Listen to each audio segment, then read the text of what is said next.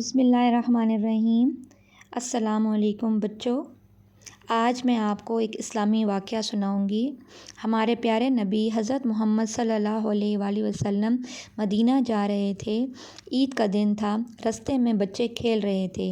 آپ صلی اللہ علیہ وسلم ان کے پاس سے جب گزرے تو سلام کہا، بچوں نے پیار سے جواب دیا، لیکن ایک بچہ خاموشی سے بیٹھا رہا۔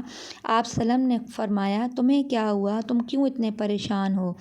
اس بچے نے بتایا کہ میں یتیم ہوں، میرے سر پر باپ کا سایہ مہیا نہیں جو مجھے عید والے دن نئے کپڑے دلا سکے، اور ماں نہیں جو مجھے ماں کی ممتا محسوس کرا سکے، اس لیے سب سے الگ یہاں اداس بیٹھا ہوں۔ آپ صلی اللہ علیہ وآلہ وسلم اس بچے کو اپنے ساتھ لے گئے، اپنے گھر گئے اور حضرت عائشہ رضی اللہ تعالیٰ عنہا کو آواز دی، حمیرہ اس بچے کو اچھے سے تیار کر دو۔ اس کے بعد آپ صلی اللہ علیہ وسلم نے اپنی چادر لی، اس کو دو حصوں میں پھاڑا اور ایک حصہ بچے کے لیے تہبند بنا دیا اور دوسرے حصے کو اس کے بدن سے لپیٹ لیا۔ اس طرح سے اس بچے کو خوب نہلایا دھلایا اور کپڑے پہنا کر اس کو تیار کیا۔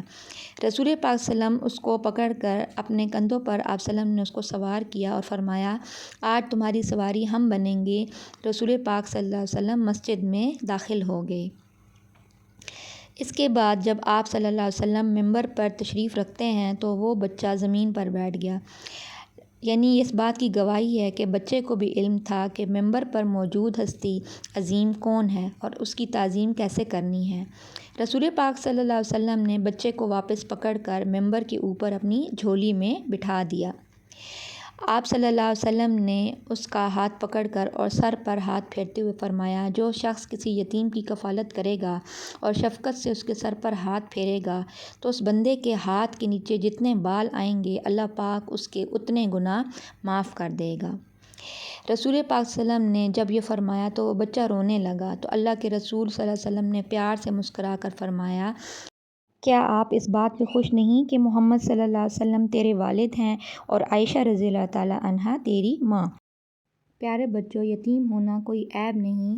اللہ پاک نے اپنے محبوب ترین پیغمبر حضرت محمد صلی اللہ علیہ وسلم کو دنیا میں یتیمی کی حالت میں پیدا فرمایا، لہٰذا یتیم ہونا انسانی شخصیت کے لیے کوئی عیب کی بات نہیں ہے۔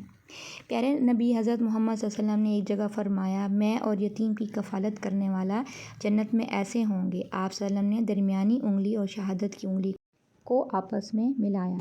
پیارے بچوں، آپ کو میری ویڈیو اچھی لگی تو اس کو ضرور لائک کریں، میرے چینل کو سبسکرائب کریں تاکہ نئی ویڈیوز آپ کو مل سکیں۔ Thank you.